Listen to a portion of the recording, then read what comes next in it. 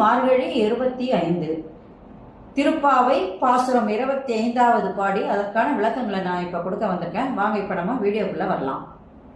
ஒருத்தி மகனாய் பிறந்து ஓர் இரவில் ஒருத்தி மகனாய் ஒளிந்து வளர தருகிலான் ஆகித்தான் தீங்கு நினைத்த கருத்தை பிழைப்பித்து கஞ்சன் வயிற்றில் நெருப்பெண்ண நின்ற பெருமாளே, உன்னை அறுத்தித்து வந்தோம் பறை தரு வாயாகில் திருத்தக்க செல்வமும் சேவகமும் யாம்பாடி வருத்தமும் தீர்ந்து மகிழ்ந்தேலோர் எம்பாவாய். இது பாடல். இப்போ இந்த பாடலுக்கான விளக்கம். கண்ணனின் அவதார சிறப்பு எல்லாருக்குமே தெரியும். கண்ணனுடைய பிறப்பு பத்தி எல்லாருக்கும் தெரியும். எல்லாருக்கும் பிடிச்சமான ஒரு பாட்டுன்னு கூட இதை சொல்லலாம்.